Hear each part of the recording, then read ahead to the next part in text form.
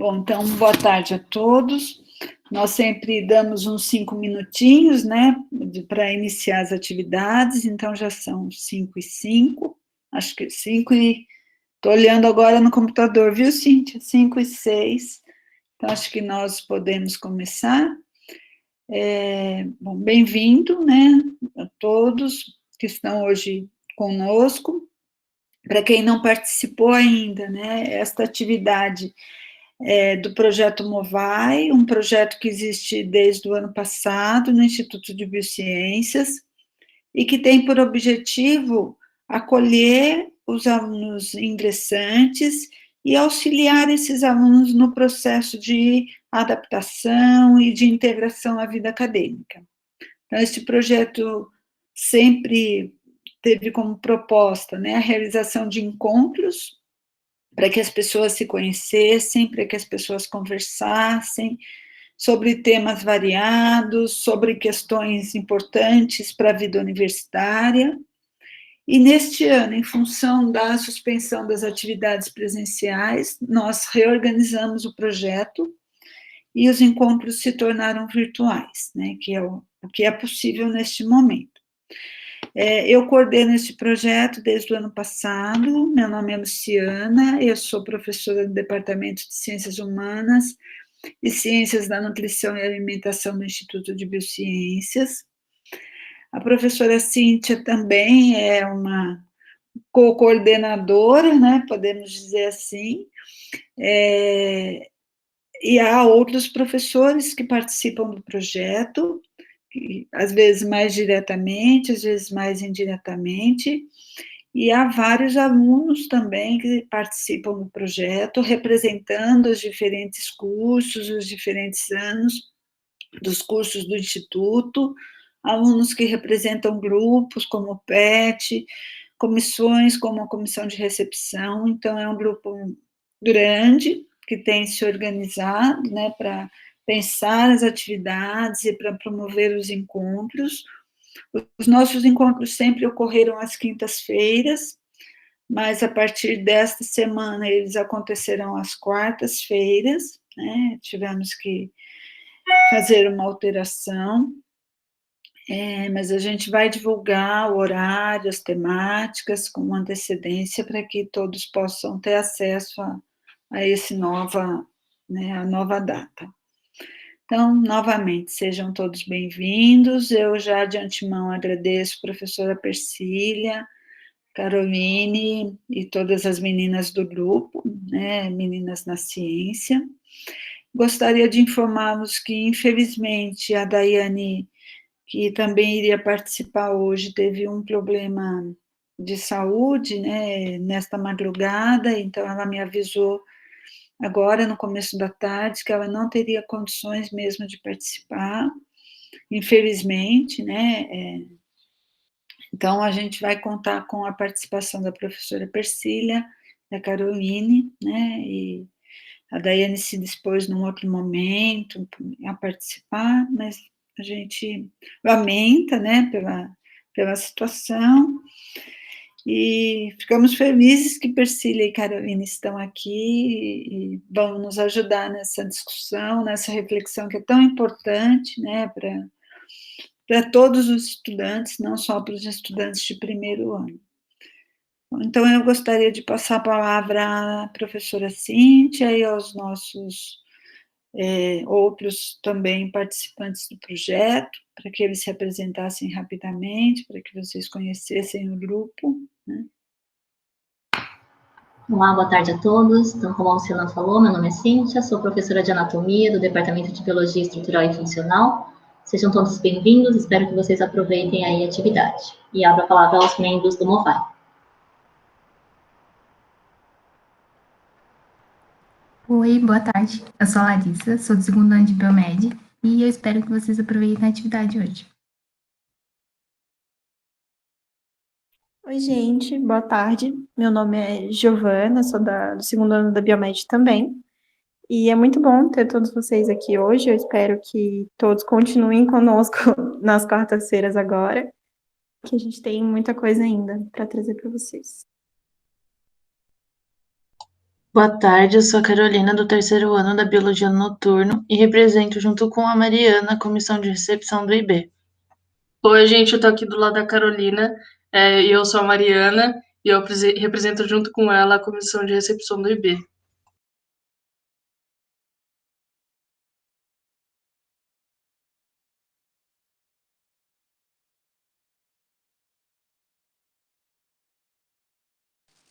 Oi, pessoal. Boa tarde. Meu nome é Jonathan. Eu sou do terceiro ano da Biologia Noturno. Sou integrante do grupo PET-CBB. Estou aqui representando eles. Sejam muito bem-vindos e bem-vindas e espero que vocês aproveitem o nosso encontro. Boa tarde, eu sou a Renata, do quinto ano da Biomedicina, e bem-vindos e aproveitem a atividade.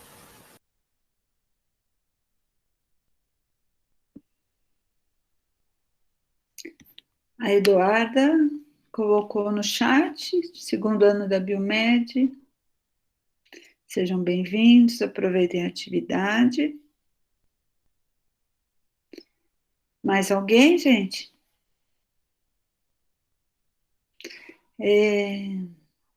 Eu peço licença para falar oi para minha amiga Zezé, que há tanto tempo não vejo e que está aqui com a gente. Seja bem-vinda, viu, Zezé?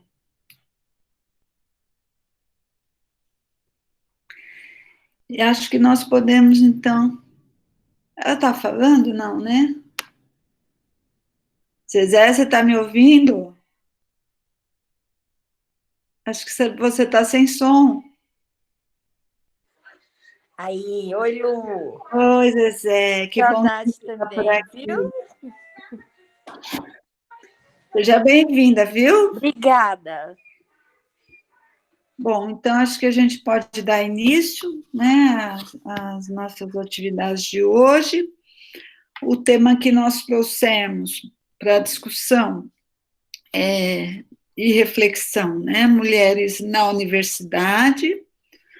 Penso que é um tema que deveria ser recorrente, né, nós deveríamos pensar nessa questão com bastante frequência, não só nós mulheres, mas todos, né, deveriam pensar.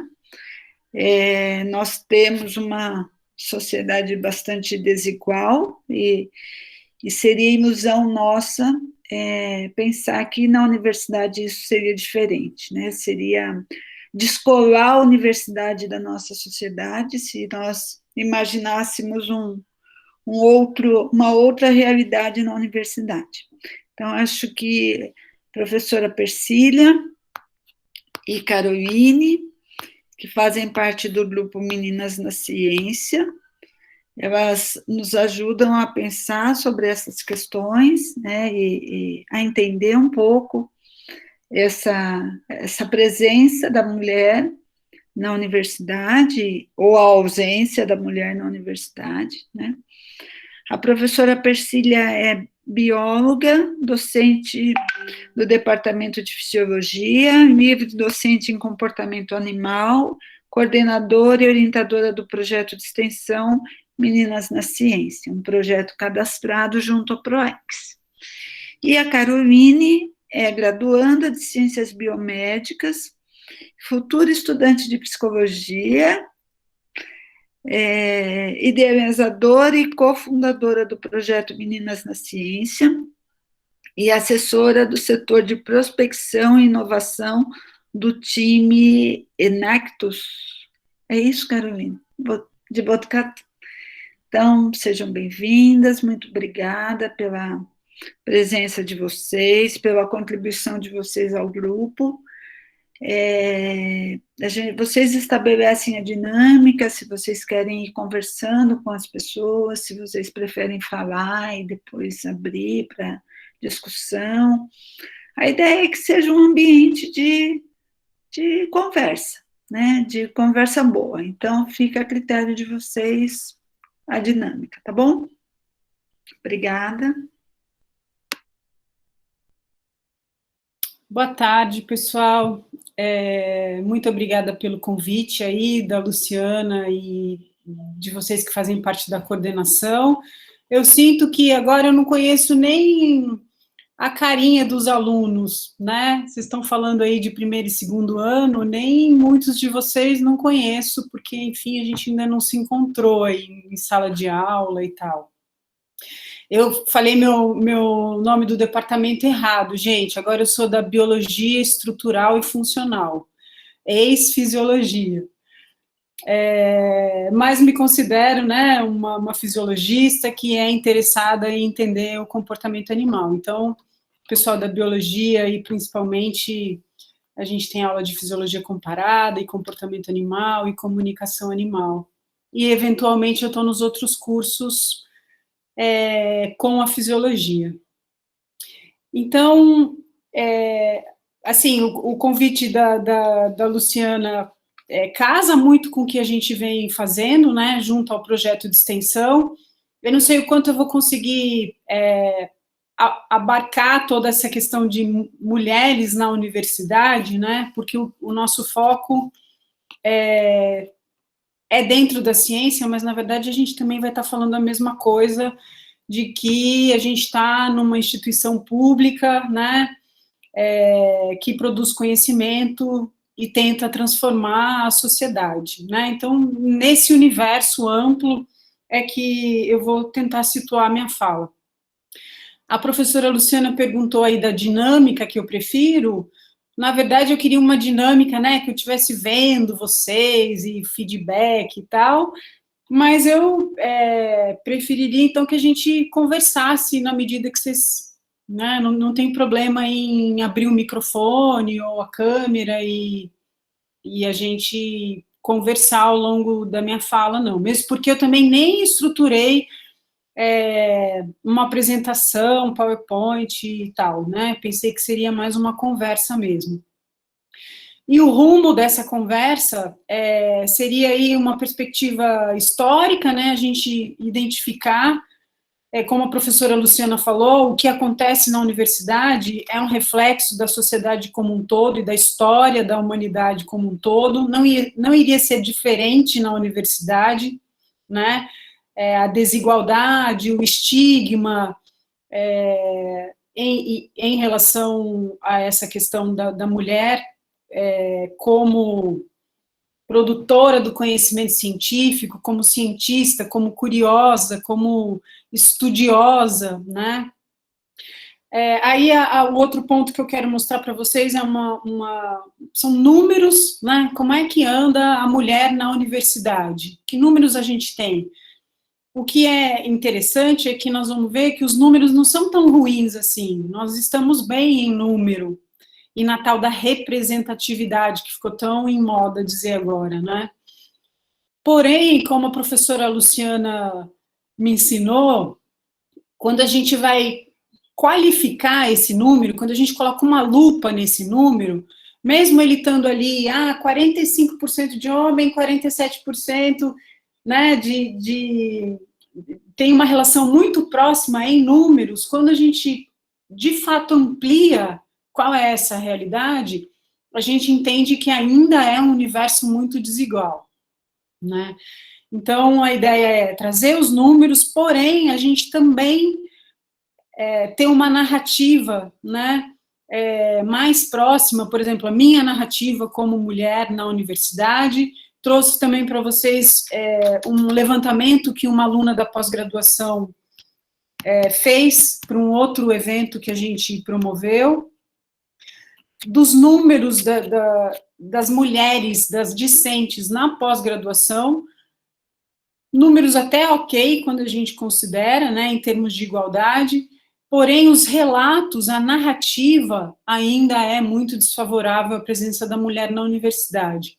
Né? Então, o que eu quero focar é isso, que aparentemente as coisas vão bem, em termos numéricos, porém, quando a gente olha, né, mais de perto e de forma mais sensível e de forma mais humanizada, o relato dessas mulheres na universidade, eles ainda são chocantes e longe da tal da igualdade, né? Então, é nesse sentido que eu vou falar, se vocês acharem que é ok a nossa conversa, nossa prosa seguir esse rumo. Então, historicamente, a gente tem que a mulher na ciência, ou na universidade, ou na produção do conhecimento, é perseguida desde que o mundo é mundo. Óbvio que quando a gente olha para trás, não há nenhum motivo para haver a desigualdade, né? Pensa lá no Egito, pensa na Idade Média, por que a mulher não seria curiosa? Por que a mulher não faria tentativa e erro a respeito de um medicamento, por exemplo? Né? Então, historicamente, biologicamente falando, não existe um motivo que faça ter essa diferença de universidade, produção do conhecimento, curiosidade, ser um mundo masculino. Apesar, né, a gente vai discutir isso aqui, ao longo da história, sempre existe a tentativa de nos colocar no nosso lugar, que é em casa, né? Então, assim, o que é importante a gente entender é que não existe nenhum fator que leve a produção do conhecimento de forma geral, o mundo da universidade, o mundo acadêmico, a ser masculino, né? Óbvio que as mulheres sempre tiveram curiosidade a respeito dos fenômenos naturais, a respeito do funcionamento do organismo, a respeito das relações entre um determinado grupo, né? Então, os questionamentos, a curiosidade é inerente ao ser humano, né? Viver é ser curioso, né? Viver é se questionar, questionar o mundo, questionar o outro. Então, a gente vai entender que essa divisão, essa desigualdade, essa balança pendendo para esse universo masculino dentro da universidade é histórico-cultural, né? Ao longo do tempo, a gente tem, desde o começo, a questão por exemplo, da caça às bruxas, né? Quem afirmava alguma coisa, ou quem conseguia resolver algum enigma, ou ter alguma explicação de fenômenos naturais, podia ser queimada na fogueira, né? Então a gente tem aí a caça às bruxas permeando todos os momentos históricos até hoje, até a contemporaneidade, né? Não é porque não queima mais viva que essa caça terminou. Hoje ela vem maquiada num outro formato que eu queria discutir com vocês qual é esse novo formato. Mas ao longo da história foi isso, né? Considerando o primórdio aí da ciência, a gente tem sempre pontinhas do iceberg do que seria a participação da mulher na ciência, na universidade, porém, casos isoladíssimos e muito pontuais, né? Então, a gente tem isso na história do Egito, na história da Grécia, na história de Roma, e em todos os momentos a gente tem, às vezes, algum fôlego de uma mulher importante sendo documentada, e na maioria das vezes a gente tem que isso tudo é uma incógnita e a gente não sabe como aconteceu de fato. Na ciência moderna, a gente vai ter um fenômeno de que as mulheres vão estar muito participativas nos laboratórios, na universidade, porém o nome delas continua não aparecendo, né? Então a gente tem casos aí, alguns deles mais famosos, mais emblemáticos, como, por exemplo, descobrir lá a dupla hélice do DNA, que foi uma mulher, e que a gente aprende até hoje no colégio, na escola, na universidade, que quem descobriu foi o Watson e Crick, né? A dupla hélice do DNA. Então, durante muito tempo da ciência moderna, a gente vai ter esse submundo, né? As mulheres produzindo, estando nesse fronte da produção do conhecimento, porém o nome delas não aparece. Quando a gente dá um salto para os dias atuais, o que a gente tem? Que ainda as mulheres, em determinadas áreas, elas podem ser até a maioria nas universidades, porém o nome delas continua não aparecendo, né? Então a gente tem hoje, por exemplo, que a produção científica no Brasil está muito igual entre homens e mulheres. As mulheres produzem 49%. Olha que número interessante. Está aí quase na igualdade, não é? Mas quando você vai olhar para essa produção científica, o que você tem é que as mulheres não são as autoras principais, né? Não sei se vocês já estão nessa fase aí de perceber artigo científico, né? Mas o último autor é o autor que é o coordenador do grupo, o chefe do laboratório, o chefe do grupo de pesquisa, quem teve a ideia, quem orientou a ideia, né? E aí, esse último autor, o autor principal, não são as mulheres. Então, percebe que a gente tem, ao longo da história, formas diferentes de mascarar esse aparecimento. Quem é, de fato, a mãe da criança, digamos assim, né?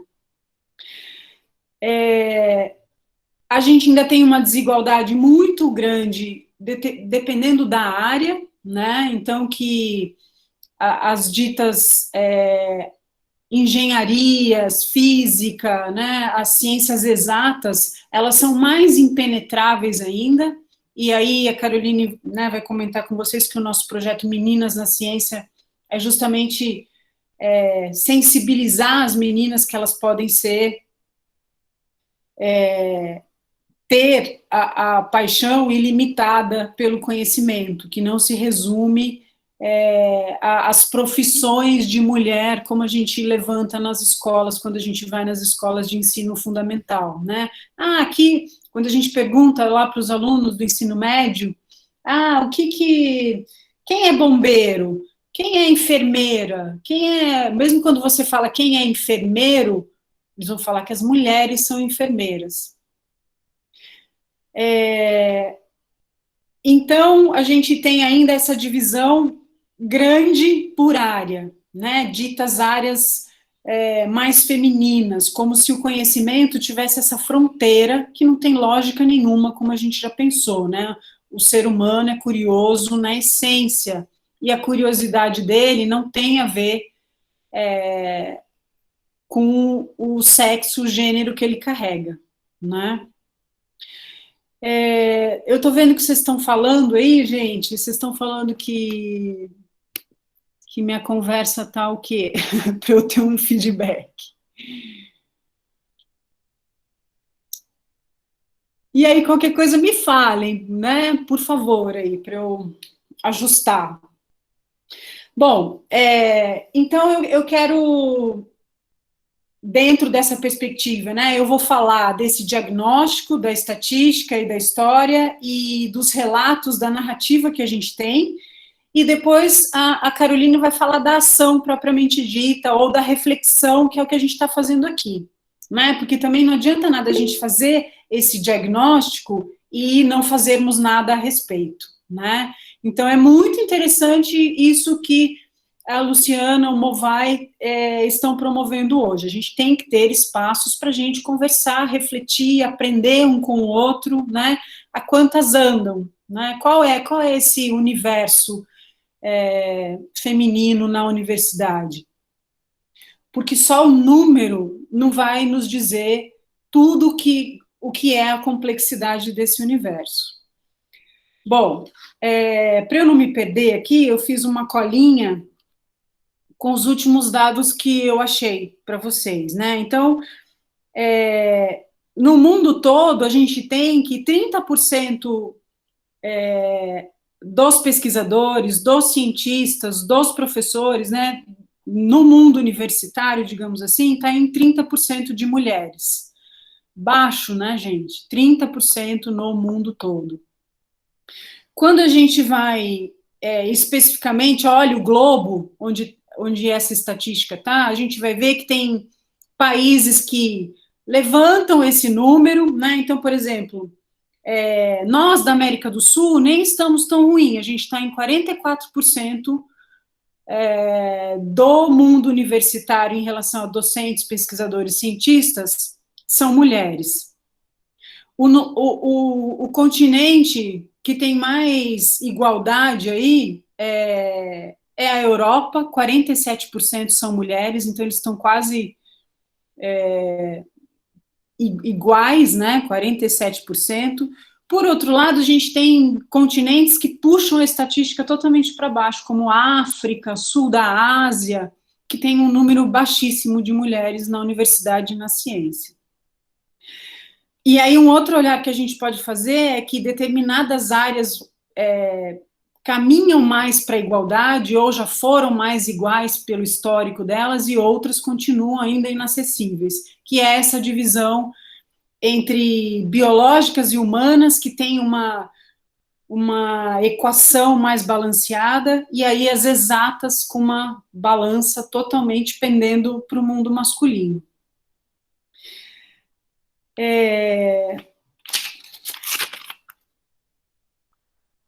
De números, os últimos números que saíram aí, até as grandes editoras científicas publicam esses números, tipo Elsevier e tudo mais, então a gente tem números bastante atuais, né?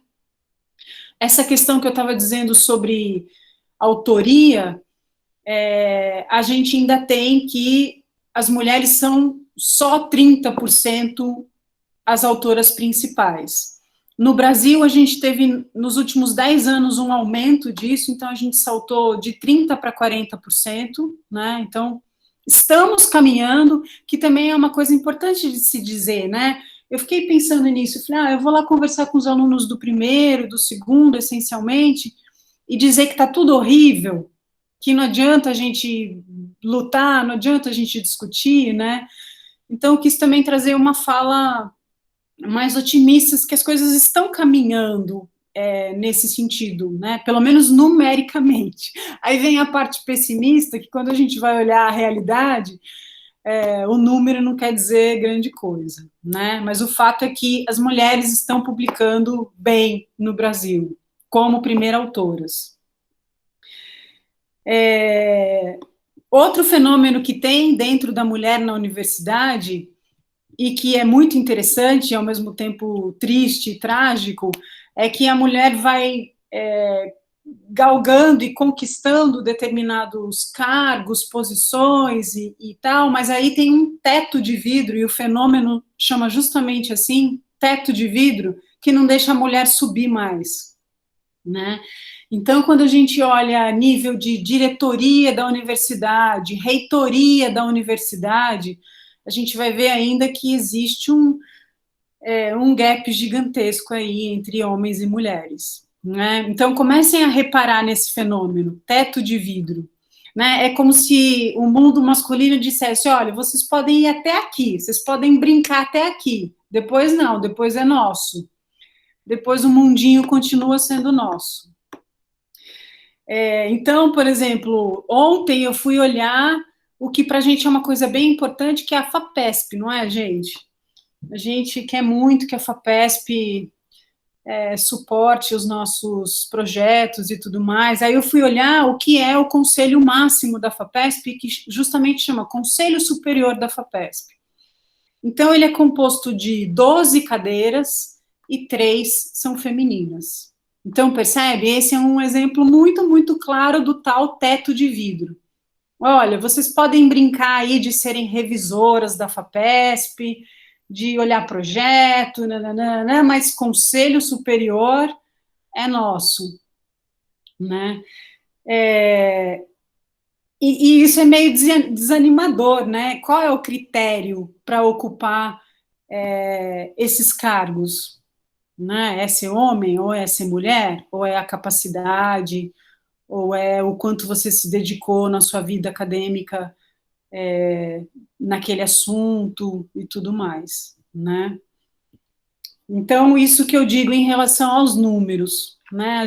Por um lado, a gente se anima, que em muitos aspectos eles estão caminhando, sim, para números iguais, porém, existe aí essa força maior que nos bloqueia em muitos aspectos.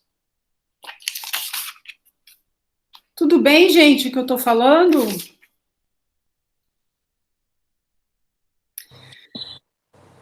Sim, tem sua carinha. Sim, Persila, tudo bem? Aqui no chat já estão colocando que está tudo bem, que está excelente. Bom, tá bom, obrigada. Aí um último aspecto histórico aí que eu quero abordar é essa questão na contemporaneidade, né? Como é que é a ciência hoje? Como é que é a caça às bruxas hoje? Então, a gente tem aí, principalmente dentro das biológicas, uma questão muito perigosa, que é o determinismo biológico, né? Dizer que tal coisa é assim porque é biologicamente provado que é assim. Já tiveram essa experiência em alguma discussão, não tiveram, gente? Com certeza, principalmente aí os alunos da biologia e tal, né? Então, a gente tem isso da escravidão, justificar, olha, o negro, ele é inferior. Olha que o cérebro dele, como é muito menor do que o do branco. Quando você vai ver esses dados hoje em dia, é uma falácia. Os cérebros são iguais em tamanho. Vai mudar se o cara é grande ou pequeno. Se eles têm a mesma altura, o cérebro vai ter o mesmo tamanho e o mesmo peso, né? Tem um livro interessante sobre isso para quem quiser se aprofundar aí, que chama A Falsa Medida do Homem, de um biólogo evolucionista que chama Stephen Jay Gould. Muito, muito bom. E ele vai desmascarar todos esses dados. Qual é o problema, né, desses dados? Que eles vão afirmar, vai aparecer lá no Fantástico domingo à noite, dizendo que foi cientificamente provado. Olha que perigo isso. Se foi cientificamente provado, ninguém vai questionar, ninguém vai refutar essa informação. Então, a gente tem isso acontecendo ao longo da história da humanidade aí, né? A ciência sempre, de alguma forma, tira proveito desse determinismo biológico. A gente tem esse fenômeno desde da teoria da evolução, né? A partir da teoria do Darwin, a gente teve um fenômeno na Inglaterra chamado darwinismo social. Pegaram toda a ideia do Darwin para dizer, olha, isso se justifica, o mais forte vai dominar o mais fraco, essa é a lei universal, essa é a teoria maior que rege o universo, o forte dominando o fraco. E o que a gente tem na ciência agora, né, a caça às bruxas agora, é justamente esse fenômeno que a gente chama de neurosexismo. Né? O que é o neurosexismo? É ter essa suposição sexista de que as diferenças são biológicas, que as diferenças estão no cérebro, que a diferença de capacidade está no cérebro. Então, não tem nada que se possa fazer a respeito, né? É cientificamente provado. Essa palavra é perigosíssima, essa palavra não, essa sentença, né, o tal do cientificamente provado, mesmo porque a gente sabe que a ciência depende de dados futuros, né, é verdadeiro até hoje, eu sei que o Sol nasceu hoje, mas amanhã pode acontecer um fenômeno que o Sol não vai nascer. E aí o que esse neurosexismo faz é justamente validar cientificamente que o caráter e o comportamento têm a ver com as diferenças biológicas. A capacidade tem a ver com esse cérebro que não é dado à ciência, que não é dado a focar em uma coisa só. Então, que o cérebro feminino é multitarefas,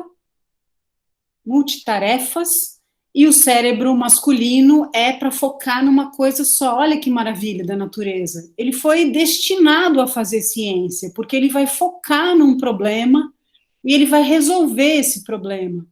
Então, a ciência, né, o conhecimento é para esse cérebro masculino. E eu estou falando de artigos, gente, publicados recentemente, publicados na PLOS ONE, que é do grupo Nature.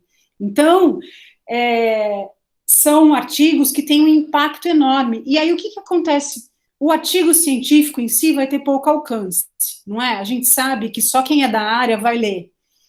Mas a grande mídia pega esse título e já transforma numa outra coisa pior ainda do que o artigo original, né? Então, tem um estudo muito bacana mostrando isso, de que como aquela chamada do artigo científico vira uma manchete totalmente sexista, né? Então, vão ser coisas do tipo de que a mulher tem características, tem um cérebro emocional e não racional, percebe? Que é tudo que vai contra a produção do conhecimento, né? Ou o que a gente espera dentro da ciência, né? Então, que esse cérebro, segundo estudos, não é dado à universidade, não é dado ao conhecimento, né? O autor, né, eu anotei aqui para chamar atenção para vocês, que além do neurosexismo, vem um neurosexismo mais maquiado, que é o que eles chamam de neurosexismo benevolente, né, que é a questão que é preconceituosa, mas que ela faz um carinhozinho para fingir que é boa, né? Então tem o neurosexismo benevolente. Como é que ele aparece? Ressaltando algumas habilidades femininas em prol de outras. Então, que as mulheres, por exemplo, segundo um artigo, elas têm muitas habilidades socioemocionais, né? E aí o mesmo artigo vai dizer que os homens têm as habilidades racionais, né? Então, e aí quando você vai ler nas entrelinhas, todas essas habilidades emocionais carregadas de um sentido pejorativo, né? Ao mesmo tempo que dizer que ser multitarefas parece ser um elogio, você pode fazer uma leitura ao contrário, né? Ser multitarefa significa que o que você vai fazer bem de fato, né? Você consegue focar e fazer uma coisa, terminar começo, meio, fim, né? Ou é um quebra-galho em tudo? Percebe, gente, que a gente pode fazer as duas leituras, né? E a gente vem funcionando mais como um quebra-galho. Já tem estudos aí saindo do forno sobre a questão da mulher na universidade na pandemia, que óbvio que nos afetou enormemente, muito mais do que afetou os homens, né? Então teve um boom de publicações dos homens, dos cientistas, né? E as mulheres estão aí nas multitarefas, porque, enfim, a ciência está dizendo que elas têm um cérebro para isso, para ser multitarefa, né? Então, ela está cuidando de todo o domínio doméstico, né? Cozinha, lava, passa. Hoje, por exemplo, eu estava falando por Meet com o meu aluno de doutorado de pijama e meu filho do lado querendo que eu explicasse fração para ele, né? Então, eu conseguia focar no que meu aluno estava dizendo? Às vezes sim, às vezes não. Então, guardem esses nomes aí, né? Neurosexismo e neurosexismo benevolente, que são duas facetas aí da mesma problemática, né? De que nós estamos determinadas a ser multitarefa, a ter essa relação emocional, né, com todas as relações. Não que isso seja ruim, mas percebe que isso vira um estigma quando comparado a um cérebro masculino racional, né? O interessante é que a gente pudesse usar todo esse arcabouço ferramental do nosso cérebro, né? Tanto social, como emocional, como intuitivo, quanto lógico, quanto racional. E temos essa capacidade como espécie humana, não como homem e como mulher, né? Isso talvez para vocês pareça óbvio, né?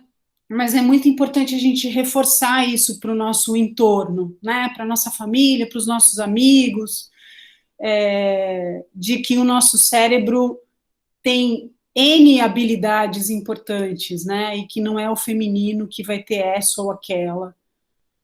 hipertrofiada, né? Como a ciência está querendo mostrar. Já falei muito tempo, quase 40 minutos aí. Então, o que eu vou fazer agora, gente, eu peguei uns dados de outro evento que a gente montou, e uma aluna da pós-graduação, eu não vou falar o nome dela, porque eu não pedi autorização para mostrar aqui os dados dela hoje. A fala dela nesse evento foi caracterizar a pós-graduação do IB, né? Então, o que eu queria, terminando aí a minha parte, era mostrar para vocês como é o IB nesse sentido, né? E aí, então, ela fez um formulário e passou para todos os alunos dos 4 programas, nós temos, acho, para todos os programas de pós-graduação do IB, né? Então, primeiro ela caracterizou quantos nós somos, né? Então, por exemplo, considerando todos os programas, a gente tem uma divisão assim, ó, que os docentes, por exemplo, são 36% dos docentes da pós-graduação e 64% são homens, então, bem díspare, né? Quando você olha dentro de cada programa, até tem uns mais equilibrados, mas, no geral, a gente tem essa proporção de 36 docentes, 36% de mulheres. E aí, o que eu queria mostrar para vocês, mostrar não, né, porque eu não vou projetar, mas contar, que dentro do formulário dela, do questionário dela, tinha uma pergunta assim, olha, você já passou por alguma situação de constrangimento e ou humilhação no ambiente acadêmico em função do seu gênero? Isso perguntando para as meninas da pós-graduação. Então, ela teve que 43% responderam que sim, 10% não sabiam avaliar e 47% não. Então, quase metade falou que sim, que já tinha passado por algum constrangimento em relação ao seu gênero, né, dentro da pós-graduação. E aí tinha um espaço para as pessoas escreverem quais constrangimentos. E aí apareceu coisas assim, né? Um que aparece disparado é piadas machistas em laboratório, em ambiente de sala de aula. Punição por sinalizar desaprovação de comportamento machista, que é uma coisa que eu queria, depois que a gente discutisse juntos, né? Essa questão, muitas vezes,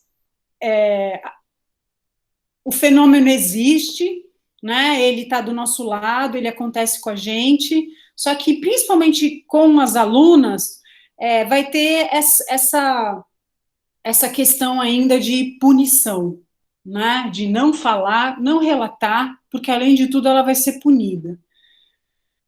Aí apareceu muito subestimar o potencial, considerar inferior em vários aspectos, assédio sexual, assédio moral, associar sucesso a desempenho sexual. Nem sei o que quer dizer isso, gente. Mansplaining, mansplaining, né? Essa coisa de homem interrompendo, é a história da nossa vida, né? Homem interrompendo. Ou que você explica e o cara vai lá e explica em cima da sua explicação. Mesmo que você seja livre docente no assunto, ele ainda vai explicar o que você está dizendo. Que, enfim, né? Então, mansplaining. Comentários machistas, uma relação de inferioridade em relação à maternidade, justificar decisões com base em aspectos fisiológicos femininos. Então, tudo isso é do ambiente acadêmico, seja sala de aula, seja em departamentos, laboratórios. realização de tarefas consideradas femininas. Depois, num relato, vocês vão ver o que significa esse tarefas femininas dentro do ambiente acadêmico. Comentários sobre zelo e aparência. Então, de que as meninas têm que ir arrumadinhas da maneira como fulano acha que é ser arrumada ou ser zelosa como a aparência. E aí, alguns depoimentos que aparecem no formulário. Então, piadas machistas de professor e alunos. Um professor fez uma piada insinuando para eu sentar no colo dele. Acreditam menos no meu potencial do que no dos colegas homens, e já fui designada para funções específicas, como organizar, porque elas eram de mulher. Então, organizar o laboratório, organizar o ambiente de trabalho, num grupo misto, as meninas disseram que isso ficava a cargo delas. Já me negaram estágio porque eu não conseguia ser homem. E por isso eu não conseguiria fazer o trabalho de campo, quando tem a questão de trabalho de campo. Já tive que ouvir falas maliciosas no ambiente de trabalho com relação à minha roupa. Já tive que ouvir que era melhor eu fazer trabalho de escritório porque o campo era muito pesado para mulheres. Professor disse que menina bonita vira dermatologista ou pediatra. Meu orientador disse que mulheres não são capazes de tomar decisões importantes. Meu orientador me disse que achava que eu não entenderia o assunto de exatas por ser da área de biológicas, e também que a mulher, quando não está de TPM, está menstruando. Ouvi um professor que, se uma mulher é bem-sucedida no meio acadêmico, ela provavelmente dormiu no sentido sexual com algum homem, especificamente seu chefe. Durante meu mestrado, um professor me perguntou se eu poderia ir faxinar seu apartamento.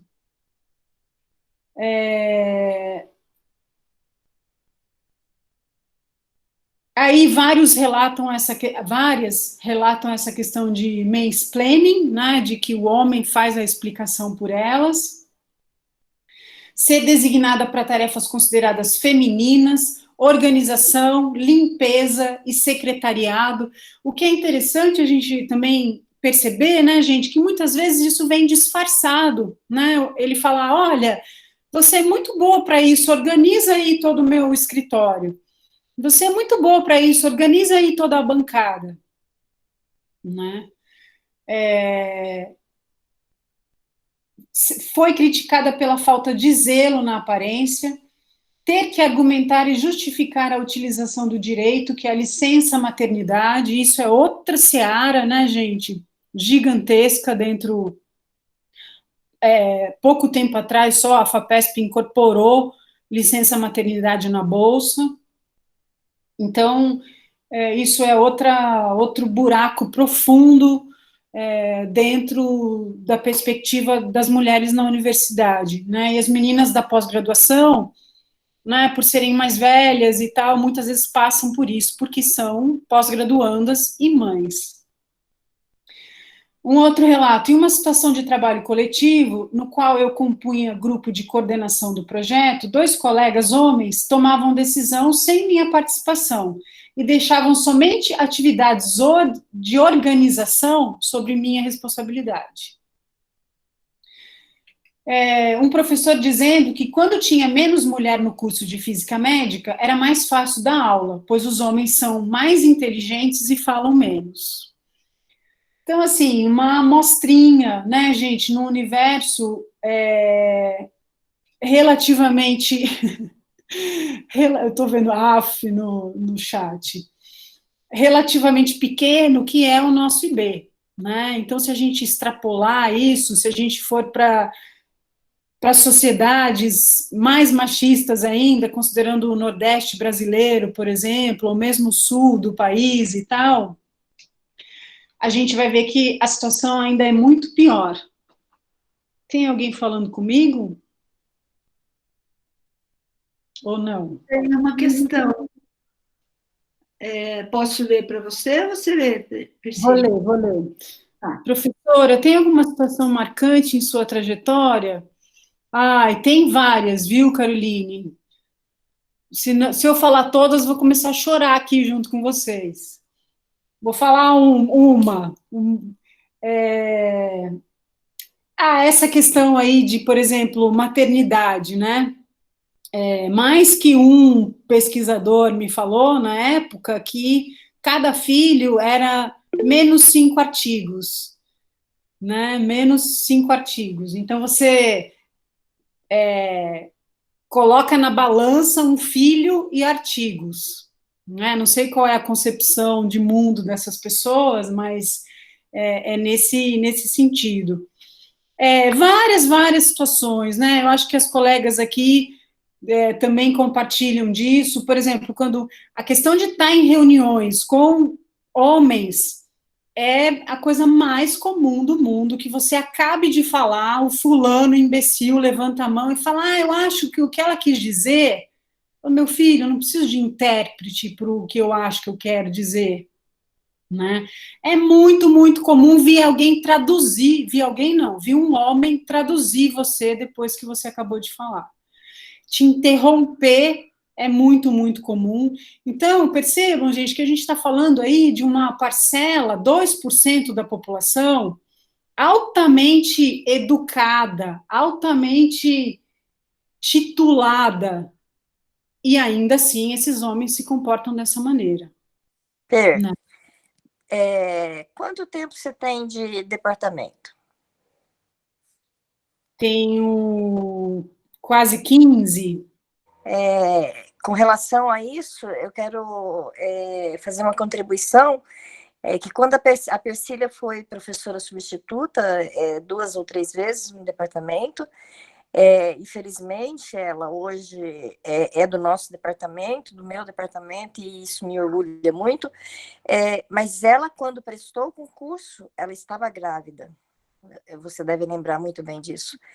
E, na ocasião, ela não quis compartilhar, com receio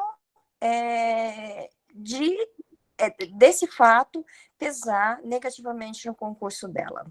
Então, acho que isso é um exemplo bem claro do que você está falando. Acho que você deve lembrar muito bem disso. Sim.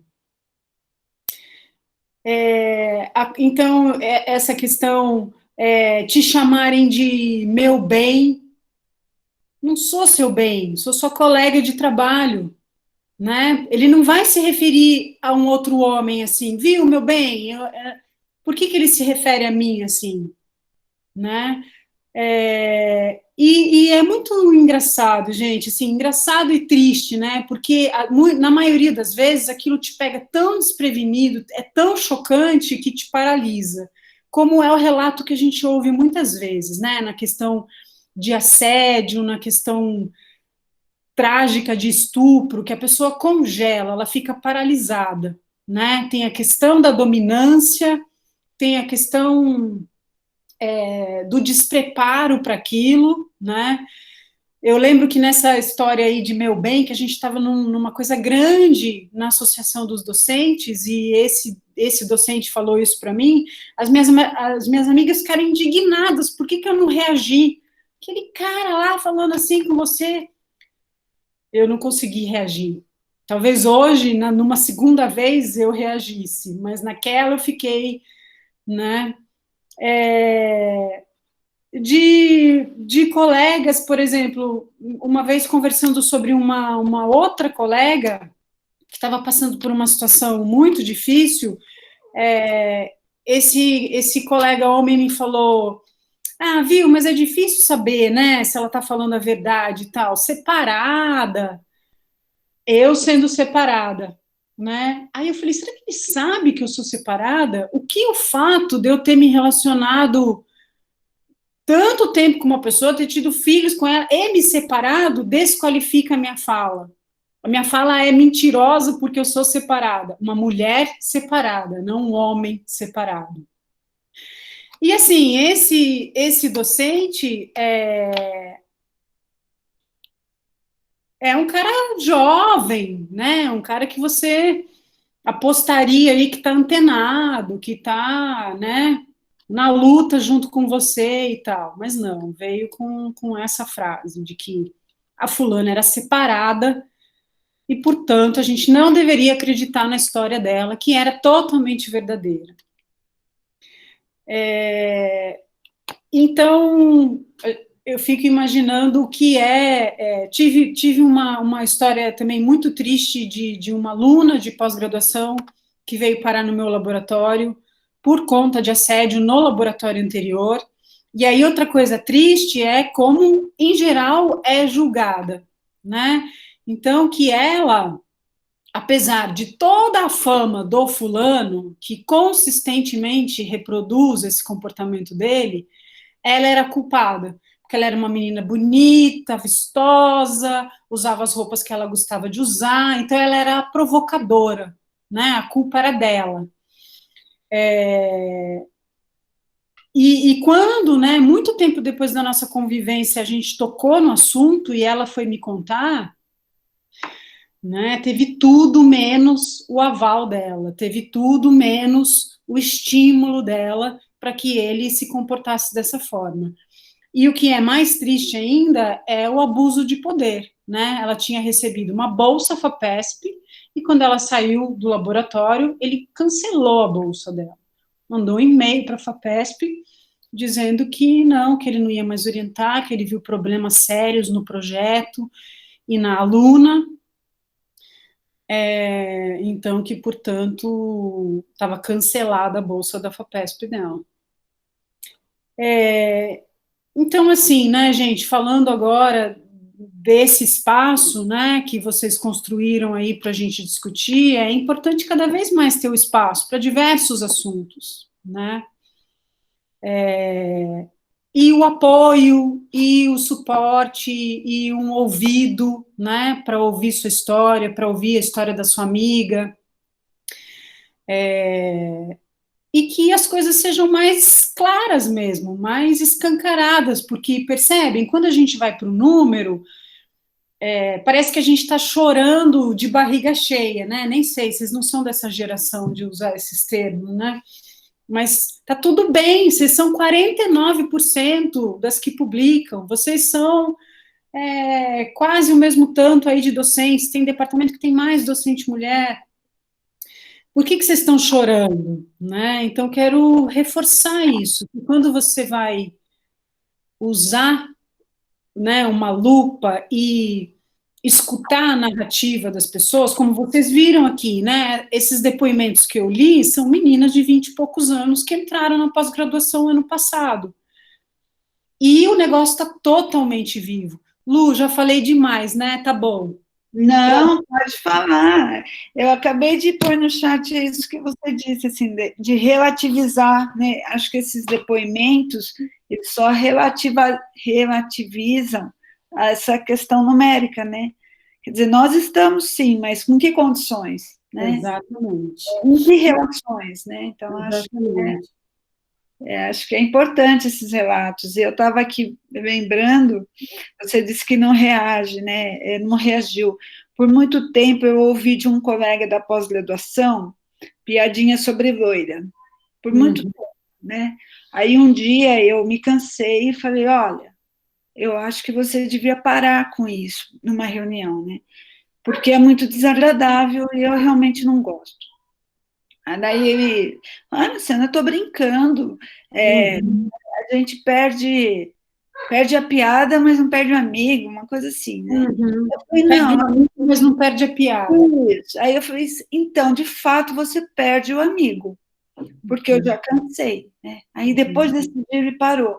Mas por anos eu escutei, Persília, a brincadeira assim, precisa repetir porque tem uma loira aqui na sala? Precisa, sabe? Sim, sim.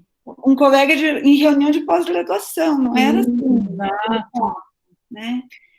Então, eu acho que isso ajuda a mostrar, assim, que embora numericamente não haja uma diferença tão significativa, tem o teto de vidro lá, mas as condições de relações são muito desfavoráveis, né? Injustas. São, sim. Eu acho muito bacana, né, nessas discussões feministas agora, das meninas, nova geração e tal, que vem, por exemplo, aqui, né, umas palavrinhas, umas sentenças mágicas, né? Eu não gosto disso, eu não quero que fale assim comigo, né? Que é uma coisa de geração mesmo, né? Nossa, mais quieta, mais engolidora de sapo, né? Então, estou aprendendo com as meninas aí o que tem que falar, né? Deve ser muito libertador ter esse chato, né, com a piadinha, e falar, olha, eu não gosto disso, não quero que você me chame de meu bem, eu não sou o seu bem. Dá licença, eu vou ter que sair, adorei estar aqui com vocês, parabéns, Per, parabéns, Lu, parabéns a todo mundo que organizou e organiza, embora longe já há 2 anos, aposentada, isso ainda me motiva, e adorei estar aqui. Lu, saudade imensa. Persília, eu estou sempre em contato, mas você fazia muito tempo. Então, mas eu tenho que sair, Carol, desculpa não ficar para te ouvir, mas eu tenho outro compromisso. Um beijo, foi muito bom. Parabéns. Obrigada. Tchau, Zezé. Pessoal, vou encerrar minha fala, e aí a Carol justamente emenda nisso que eu estou dizendo, né, sobre as nossas ações, sobre as nossas reflexões, sobre os nossos espaços de conversa, para que isso seja exposto, discutido, transformado, tá bom? Então, depois, se der tempo, a gente conversa outras coisas. Obrigada. Obrigada a você, Persília. Acho que a gente agora escuta a Caroline, e aí podemos abrir um pouquinho para o debate, né? Então, Caroline, só são 6h07, tá bom? Como hoje à noite tem aula e tal, a gente pode passar um pouquinho, mas não muito, tá bom? Tudo bem, Lu, minha apresentação tem 20 minutinhos. Ela vai ser bem rápida, vai ser só a apresentação de fato do projeto. Tudo bem? Sim. Então, eu vou projetar aqui a tela, porque eu montei uma apresentaçãozinha.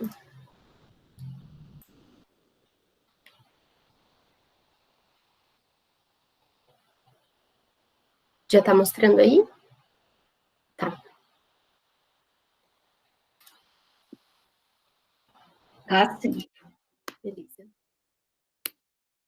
Bom, então, hoje eu vou falar com vocês sobre o projeto Meninas da Ciência, e minha ideia aqui é apresentar, de fato, o projeto, vou falar sobre a trajetória, falar sobre a história dele, como ele nasceu, as mudanças que ele sofreu no meio do caminho e o que a gente está fazendo agora nessa remodelação do projeto na formatação online. Antes de tudo, eu queria me apresentar. Como eu falei, meu nome é Caroline Moraes, ou também Buda, que foi o apelido que eu ganhei na faculdade durante esses anos. Eu tenho 22 anos e, como a professora Lúcia tinha falado, estou concluindo Ciências Biomédicas e sou futura estudante de Psicologia. E eu gosto de falar isso porque, no meio da minha graduação, eu não encontrava pessoas que estavam frustradas com o curso e aspiravam seguir uma trajetória completamente diferente. Então, eu falo mesmo para servir de exemplo, que dá para você chegar no terceiro ano, último semestre do terceiro ano, e decidir uma outra carreira. Sou idealizadora e cofundadora do projeto Meninas da Ciência, e agora eu vou apresentar um pouquinho de como tudo começou. Lá em 2018, eu conheci um projeto da USP que chama Meninas com Ciência. É esse projeto aqui do panfletinho que eu estou mostrando para vocês, e é um projeto que promove eventos, que oferece oficinas de temas variados, né, como vocês conseguem ver ali, oceanografia, astronomia, astrobiologia, microbiologia, paleontologia, enfim. E tem como público-alvo meninas de 10 a 14 anos, que sonham ser cientistas, curiosas, amam aprender coisas novas, enfim. Quando eu conheci esse projeto, eu quis muito ser monitora em alguma dessas áreas. E aí eu fui procurar para saber como eu me inscrevia, só que já tinha passado do prazo de inscrição, né? Já tinha passado, já era no meio de outubro, se eu não me engano, quando eu conheci o projeto. Mas, mesmo assim, fiquei muito tempo pensando sobre ele, porque eu gostei muito da proposta, e pensei, bom, se eu não consigo selar, e se eu trouxesse uma versão do projeto aqui para Botucatu e tentasse instalar aqui? E aí, no primeiro momento, quando eu tive a ideia, eu estava deitada na minha cama, assim, era de noite, sei lá, umas 8 horas da noite, e eu vi, fiquei pensando nisso umas 2 semanas, mais ou menos, e aí quando eu pensei, vou trazer para cá. Eu conversei primeiro com as 2 meninas que moram comigo, que é a Júlia e a Luísa, e falei, vocês topariam fazer parte? Porque eu sei que vocês não iam largar e a gente ia conseguir estruturar legal. E aí elas toparam, compraram super ideia, aprovaram, falaram que fazia muito sentido, de fato, a gente trazer para cá. E aí a gente foi no boca a boca, chamando outras mulheres que a gente conhecia, outras mulheres da graduação, do mesmo curso, enfim. E por indicação da professora Zezé, a gente convidou a professora Persília para ser nossa professora orientadora, né? E a gente não podia ter acertado mais, eu já tinha ouvido falar da professora Persília, ela é super bem falada dentro do meu curso, que ela já tinha dado outras palestras muito boas e que a galera tinha assistido, já tinha falado sobre mulheres na ciência, e por isso a gente convidou ela. E aí a gente montou essa primeira comissão organizadora, que foi feita basicamente da galera da Biomed, que eram as minhas amigas, e a professora Per, e algumas outras pessoas que foram entrando no meio do processo. Então, assim que a gente montou a comissão, a gente foi apresentar para a escola que a gente escolheu, né? A gente escolheu atuar na João de Queiroz, que é uma escola de Rubião Júnior, com alto índice de vulnerabilidade social. E aí chegamos lá, apresentamos o projeto, a nossa ideia de projeto para a coordenadoria da escola, explicando que já era final do ano, né? Isso aí já era novembro, mais ou menos, de 2018, mas que a gente queria aprovação deles para instalar o projeto lá no começo de 2019, assim que as aulas retornassem. E aí, ainda que a gente fosse apresentar no ano seguinte, a gente queria estabelecer um primeiro contato com o nosso público, né, conhecer as crianças, que eles nos conhecessem e conhecessem o projeto. E aí, pensando nisso, a gente ofereceu uma feira de ciências para eles. E assim, a Feira de Ciência foi super variada, a gente estruturou ela com a estrutura da escola, propriamente dita, né, as mesas da escola, penduramos nossa faixinha lá em cima e dividimos em stands. Então, em stand a gente falou sobre a história das mulheres na ciência e grandes contribuições que foram apagadas ao longo dos anos. Em outra, a gente falou sobre a importância da higiene pessoal e dos alimentos, que a gente levou esses bichinhos aí no pote para mostrar parasitas. Também convidamos a professora Silvia, que levou as aves empalhadas para mostrar.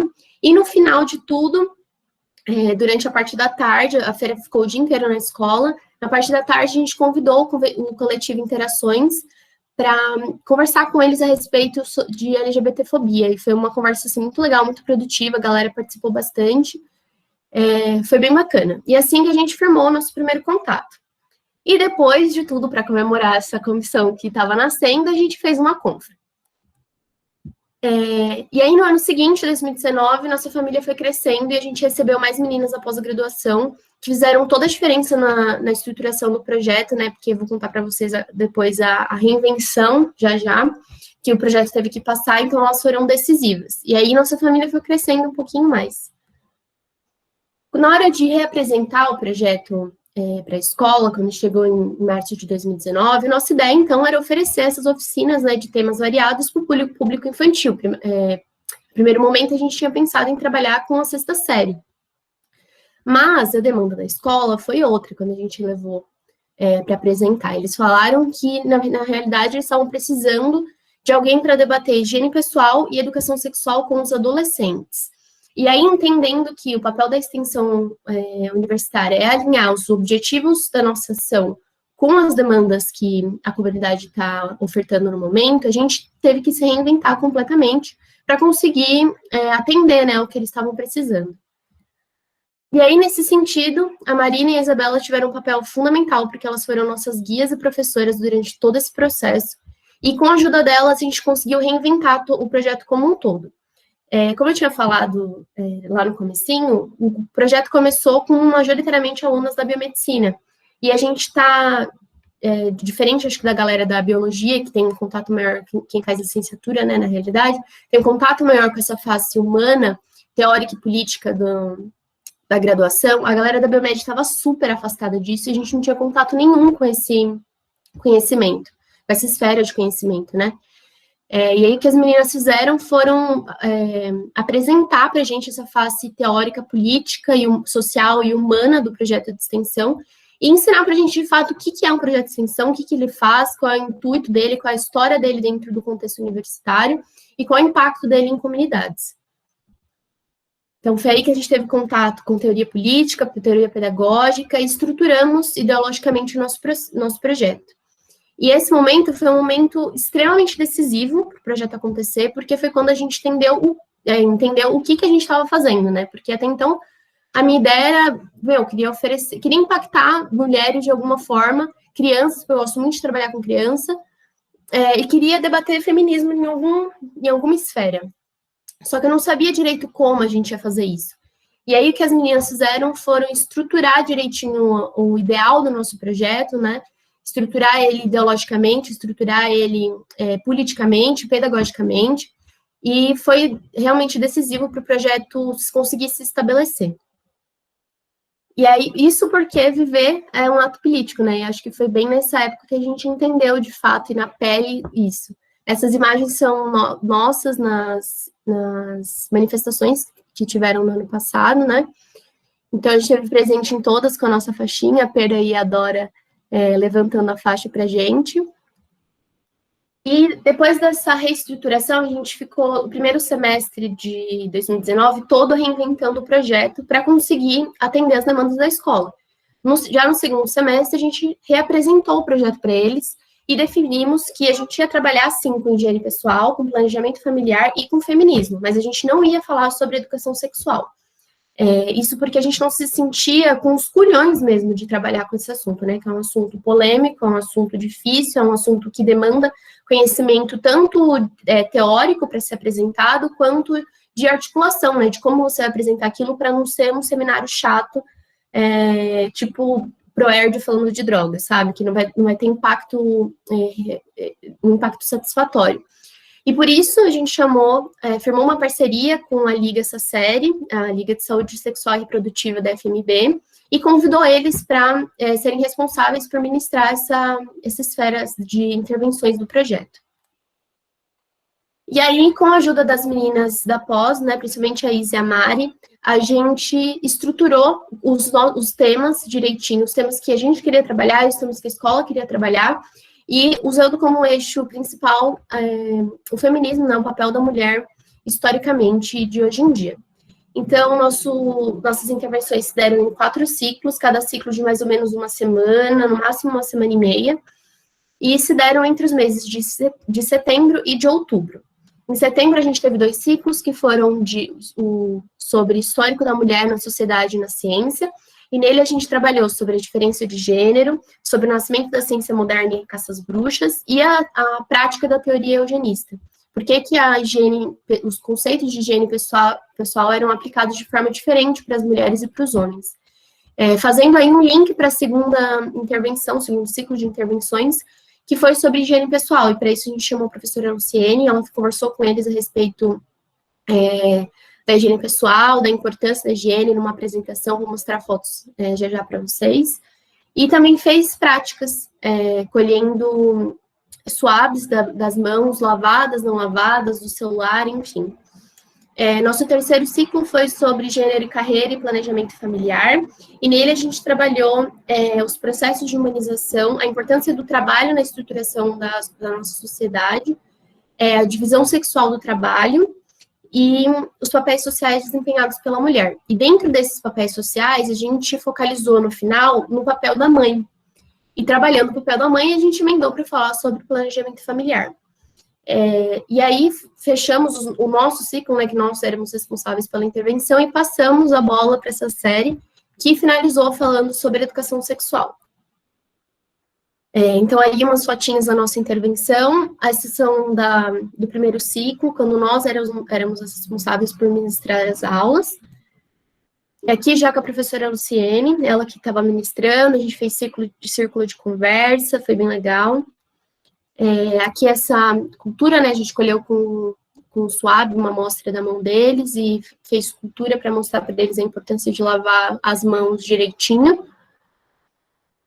Aqui sou eu fazendo a apresentação sobre o papel do trabalho na estruturação social e na divisão sexual do trabalho, enfim.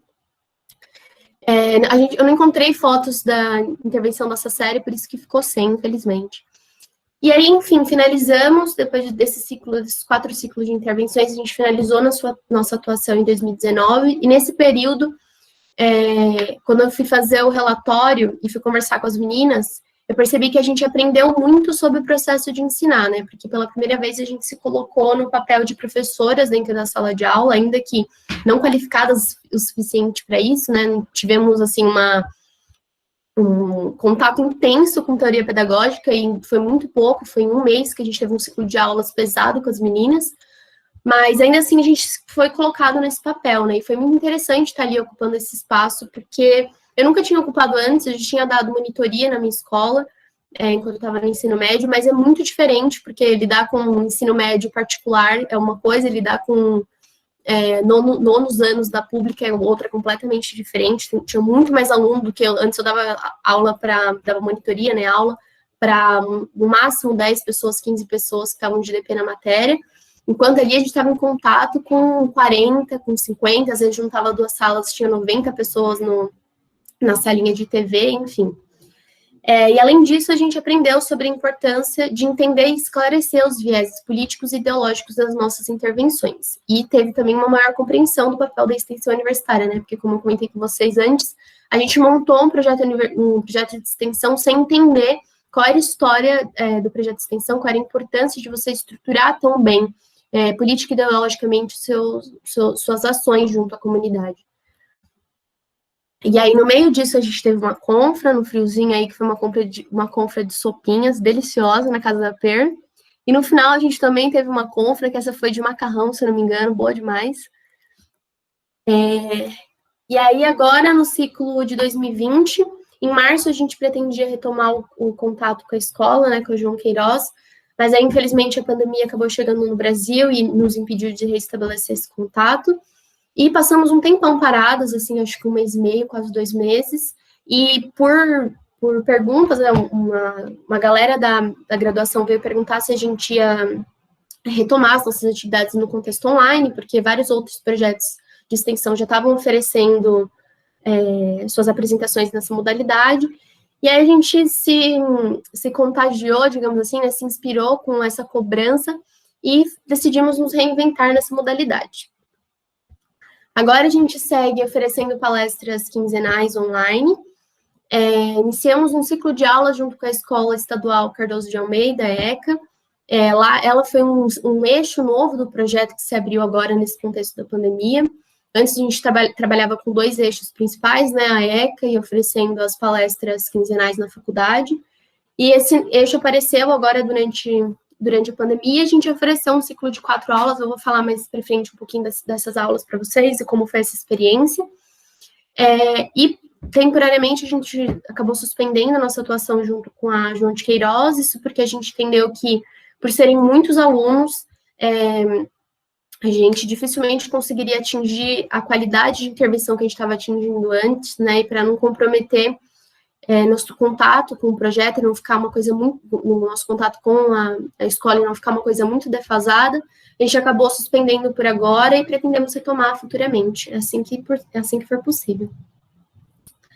Então, como eu comentei, a gente voltou com essas palestras agora na modalidade online. A gente começou dentro da temática da quarentena, né? A primeira da professora Persília sobre resiliência, a segunda da Amanda, que também é da nossa comissão organizadora, sobre ciência na quarentena, a diferença da produção entre os gêneros.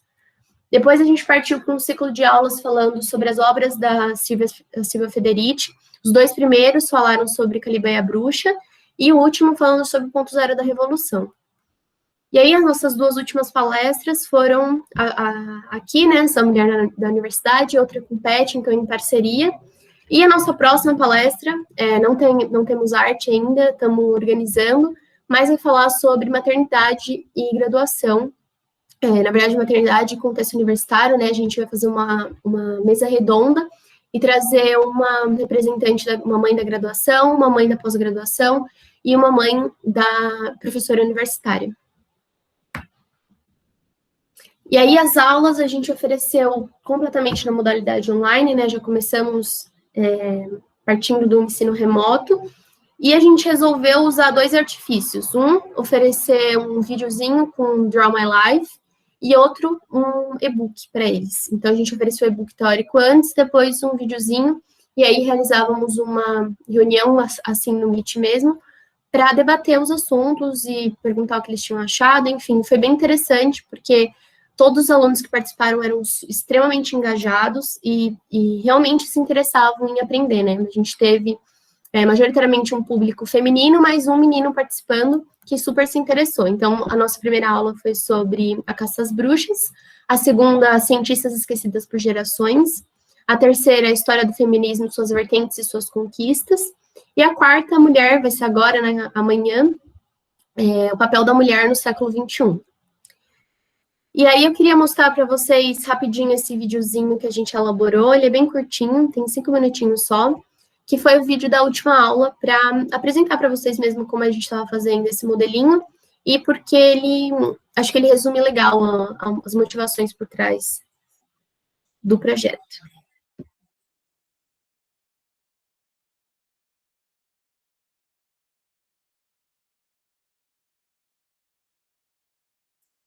Budinha, não sei se é só aqui no meu, mas tá sem som.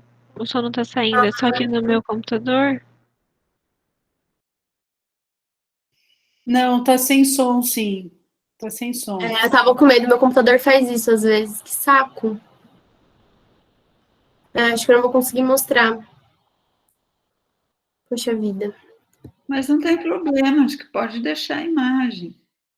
Então ok. Não, mas acho que vai ficar sem narração, não sei se vai ficar legal. Eu acho que não vai dar para entender muito bem. Bom, eu posso mandar para vocês depois também, a gente vai disponibilizar no Drive para apresentar, né, abrir para o público esse conteúdo. Tá bem legal, convido vocês a participarem assim que a gente disponibilizar. Participarem não, né, a conferirem assim que a gente disponibilizar, porque a gente formou um conteúdo bem bacana mesmo. Enfim, que pena que não vai dar para mostrar. Durante esse período, a gente passou por muitas reestruturações do projeto, elaboramos indicadores de sucesso para cada um dos 3 eixos e também para a gestão interna, então um para a faculdade, para o contexto da faculdade, um para a ECA, um para João de Queiroz, para ser aplicado no futuro, né? E um para a gestão interna. A professora Lu teve uma participação incrível na elaboração desses indicadores, ela ajudou bastante. Além disso, a gente criou redes sociais, né, para ampliar nosso contato com o nosso público e também para ofertar a criação de conteúdo. Por isso, convido vocês a seguirem a gente lá no Insta, a gente cria um conteúdo muito legal. E também decidimos manter, posteriormente, ainda com a retomada das atividades presenciais, as nossas atividades remotas para a manutenção do nosso público para além da Unesp, né, porque a gente conseguiu cultivar um público bem bacana, oferecendo essas atividades online, que se expandiram para além do contexto da faculdade. De perspectivas futuras, a gente pretende voltar a atuar junto com a João de Queiroz, que foi um trabalho bem legal que a gente teve anteriormente. Queremos também diversificar mais a comissão para promover uma identificação maior, tanto de nós dentro da faculdade, quanto de nós com atuação junto às escolas. E, além disso, ampliar nosso conhecimento teórico, tanto social quanto político, enfim, através de uma rede de trocas. E por isso a gente criou, em parceria com a Carla e a Marina, que são 2 pesquisadoras do Laboratório de Anatomia do professor Anchieta, espero ter falado tudo direitinho, mas a ideia surgiu a partir delas, depois de uma discussão em uma das nossas apresentações, da galera falando, das apresentações sobre o ciclo de livros da Silvia Federici, da galera falando que tinha dificuldade de firmar essas leituras que são mais densas, por medo de não ter embasamento teórico suficiente para conseguir engatar uma leitura assim. E aí a nossa ideia seria promover um clube de leitura de livros, de artigos, enfim, de textos que possibilitasse essa rede de trocas, de entendimento e de discussão a respeito de temas variados, né, dentro de teoria política e teoria social, para ampliar mesmo esse conhecimento e auxiliar nessas trocas. Quem quiser participar, o link do formulário está na bio do nosso Insta. E essas somos nós, hoje somos muitas, a Amanda, a Raquel, a Mariana, a Júlia, a Isa, eu, a Ana, a professora Per e a Lu, mas queremos ser mais ainda. Então, quem quiser participar, é só entrar em contato com a gente não tem um processo seletivo, pelo menos por enquanto, né, a gente quer abraçar todo mundo que esteja, de fato, engajado com esses conteúdos, querendo aprender, querendo participar, querendo articular alguma ação alinhada com os nossos objetivos. Aceitamos todos os cursos, por favor, alguém de fora da biomédica, porque a gente tem muitas biomediciners lá dentro do curso, e também oferecemos a CC, né, para quem precisar para conseguir o diploma logo. Queria convidar vocês também para seguir a gente nas redes sociais. No Instagram a gente é Meninas das Ciências BTU, e no YouTube é Meninas da Ciência, caso vocês queiram ter acesso às palestras antigas. É só conferir lá, porque a gente sempre deixa disponível. Então é isso.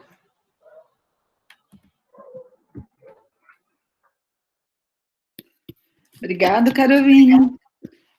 Além da apresentação ser muito boa e esclarecedora, assim, você é uma ótima marketing, né? Mas acho que nem precisava tanto marketing, o projeto por si só já chama as pessoas. Então, acho que fica o recado. E a gente abre, então, para as questões. Se alguém gostaria de dialogar um pouquinho com Caroline, com Persília, qualquer outra menina do grupo, acho que está aberto, né? Agora já começa todo mundo querer sair, viu, gente, por causa do horário. Mas vamos lá, temos uns 3 minutinhos aí.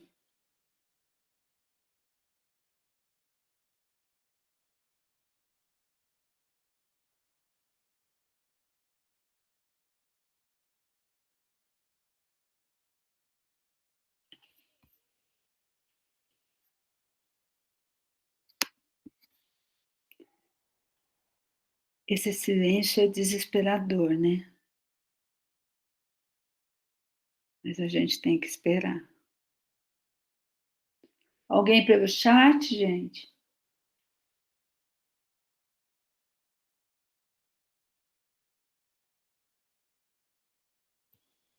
O Felipe, faz tempo que eu não vejo o Felipe. Tudo bem, Felipe? Com você? Olá, professora, tudo bem? Estou bem também, e a senhora? Tudo bem, Felipe, bom te ver. Persília tem uma questão aí. O que falta para as mulheres terem mais participação na política e na ciência? Olha lá, Caroline. Só informando, tem um grupo aqui em Botucatu de mulheres na política, né? Que está se organizando, e justamente para que nas próximas eleições essa participação seja maior. Acho que nesse sentido mesmo que a professora Luciana está dizendo, né? A gente tem que se organizar, abrir espaços de conversa, se apoiar, né?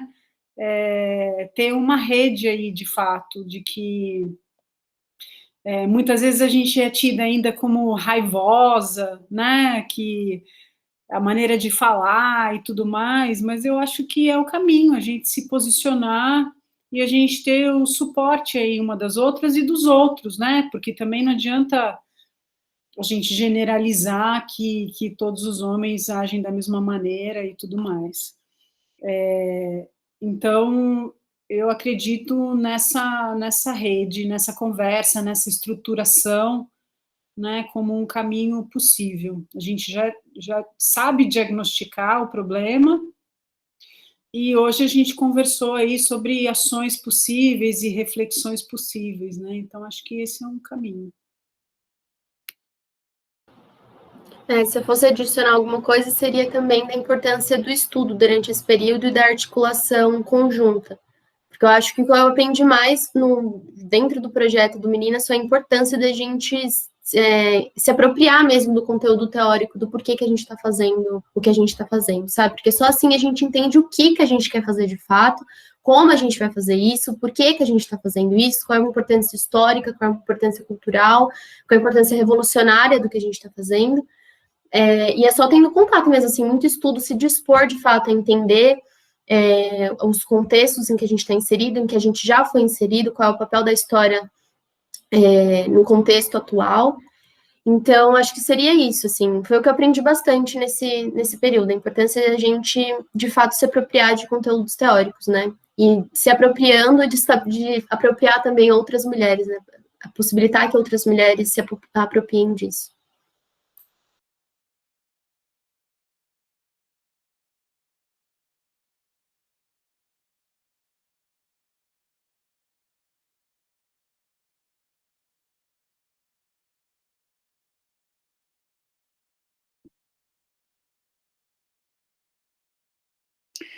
Eu queria só dar um palpitinho nessa ideia da Caroline, né?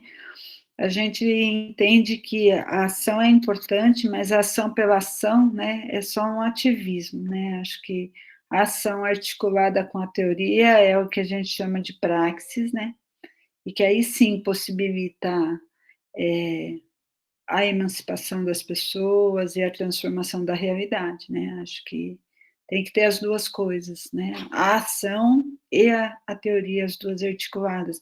Então, eu fico muito feliz, assim, que você ressalte essa teoria, viu, Caroline? Porque eu penso que parte do fracasso de algumas propostas vem justamente de um ativismo desamparado, né, teoricamente.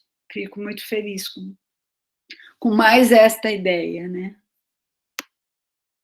A gente teve, como eu falei lá no começo, né, a gente teve uma influência muito grande da Mari e da Isa, que foram alunas da professora Lu, então, indiretamente, a gente teve influência bem pesada da professora Lu, e eu percebi, de fato, quão diferente é a estruturação, porque nosso projeto mudou muito, o entendimento que a gente tem do projeto, que a gente tem das nossas ações, mudou muito depois que a gente se apropriou desses conteúdos.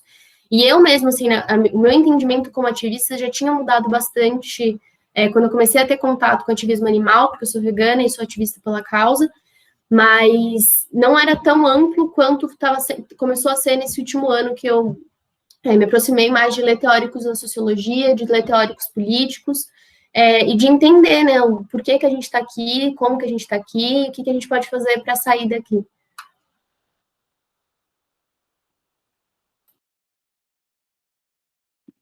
Bom, gente, acho que a gente poderia encerrar, são 6:20 já, né, Cíntia? Cadê a Cíntia? O que você acha, Cíntia? Tudo bem? Aquilo.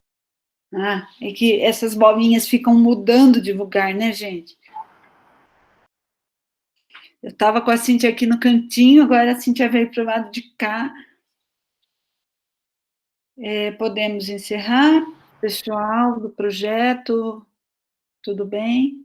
Participantes? Acho que foi uma boa reflexão. Agradeço, Caroline, Persília e a todos os participantes, né, por estarem aqui e compartilharem algumas ideias entre todos, entre todas nós. Acho que fica o convite, né, para participação num grupo, e fica o convite para pensarmos e para falarmos mais sobre isso também.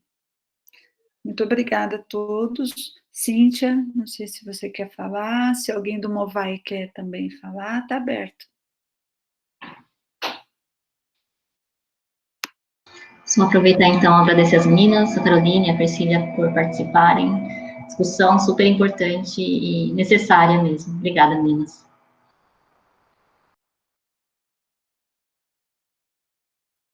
Queria eu agradecer o convite, foi muito legal participar.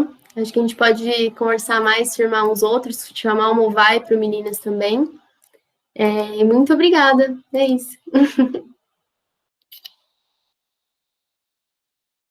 Obrigada, pessoal. Muito bom estar aqui, discutir com vocês e também entender a importância desse projeto que a Luciana e a Cíntia coordenam aí junto com a comissão, né? Um projeto extremamente necessário para ir sensibilizando, introduzindo vocês aí nos problemas e nas soluções da universidade, né? Muito obrigada, Lu. Então, boa noite a todos, gente, bom descanso. Mais uma vez, Caroline, Persília e todas as meninas do grupo, né? Obrigada. Obrigada a todos que participaram. Gente, até o próximo. Semana que vem, então, temos um novo encontro às quartas-feiras. Não esqueçam da avaliação, Cíntia já colocou aqui, só retomando. Um bom descanso, então, para todos.